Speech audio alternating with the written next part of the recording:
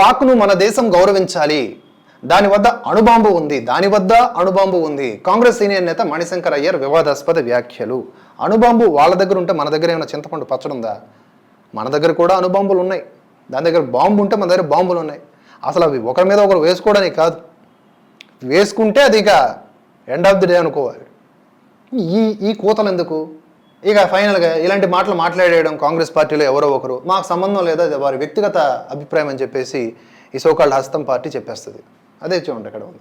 లోక్సభ ఎన్నికల వేళ కాంగ్రెస్ నేతలు వరుసగా చేస్తున్న వ్యాఖ్యలు తీవ్ర రాజకీయం దుమారం రేపుతున్నాయి. ఇటీవల జాత్యహంకార వ్యాఖ్యలు చేసిన కాంగ్రెస్ సీనియర్ నేత శామ్ పిట్రోడా వివాదం చల్లారకముందే మరో కాంగ్రెస్ నేత మణిశంకర్ అయ్యర్ పాకిస్తాన్కు మద్దతుగా వివాదాస్పద వ్యాఖ్యలు చేశారు. పాకిస్తాన్ సార్వభౌమాధికార దేశమని, దాని వద్ద అణుబాంబు ఉందని, ఈ నేపథ్యంలో ఆ దేశానికి మన దేశం గౌరవం ఇవ్వాలని మణిశంకర్ అయ్యర్ పేర్కొన్నారు. పాకిస్తాన్ కూడా ఇలా మాట్లాడదు, మా దగ్గర అణుబాంబు ఉంది, వేసి పడేస్తాం, మాకు రెస్పెక్ట్ ఇవ్వండి అని పాకిస్తాన్ కూడా మాట్లాడదు. అట్లా వారి పాక్ చట్టసభల్లో భారత్ అభివృద్ధిని మాట్లాడుకుంటున్నారు. మన పాకిస్తాన్కి అటు భారత్కి ఒకే సమయంలో స్వాతంత్ర్యం వచ్చినా మనం ఎక్కడే ఆగిపోయాం, వాళ్ళు ఎదిగిపోతూ ఉన్నారు, చంద్రయాన్ అంటున్నారు, సూర్యుడి మీద కూడా వెళ్తూ ఉన్నారు, ఉపగ్రహాలను పంపిస్తూ ఉన్నారు, మనం ఎక్కడే ఆగిపోయామని వాళ్ళు మాట్లాడుతున్నారు. ఈయనేమో ఇట్లా బెదిరిస్తున్నాడు. ఐఎస్ఐ ట్రైన్డ్ క్యాండిడేట్ కూడా ఇట్లా మాట్లాడరేమో. ఆ దేశంలో ఒక పిచ్చివాడు అధికారంలోకి వచ్చి అణుబాంబును ప్రయోగిస్తే అది మంచిది కాదు, ఆ ప్రభావం మన దేశం పైన పడుతుంది అని. ఆ దేశంలో పిచ్చివాడు ఎందుకు వస్తాడు అధికారంలోకి? పిచ్చివాడిని ఎందుకు ఎన్నుకుంటారు? ఏమైనా ఉందేమో, ఇన్ని ఇన్వెస్టిగేట్ చేయాలి, ఆ పిచ్చివాడు ఎవరో తెలియాలి మనకి. మన ప్రభుత్వం పొరుగు దేశంతో మాట్లాడడానికి బదులుగా మన సైనిక శక్తిని పెంచుకుందామని అంటోంది. దీనివల్ల ఇరు దేశాల మధ్య ఉద్రిక్తతలు మరింత పెరుగుతాయి. అంటే మనం సైనిక శక్తి పెంచుకోకూడదా?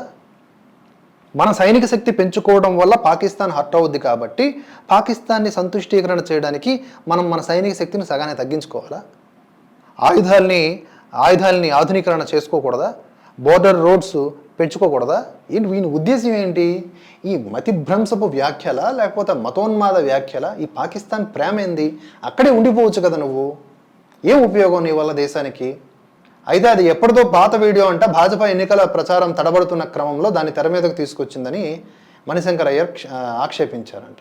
పాత వీడియో అయినా కొత్త వీడియో అయినా నువ్వు మాట్లాడిందే కదా మరి. భాజపా వాడుకుంటుంది ఆటోమేటిక్గా. భాజపా పొలిటికల్ పార్టీ కాదా? మీరు చేస్తే రాజకీయం, భాజపా చేస్తే కాదా? భాజపా పొలిటికల్ పార్టీ, ఫక్తు రాజకీయ పార్టీ. అవకాశం వస్తే ప్రతి అంశాన్ని చక్కగా వినియోగించుకుంటుంది.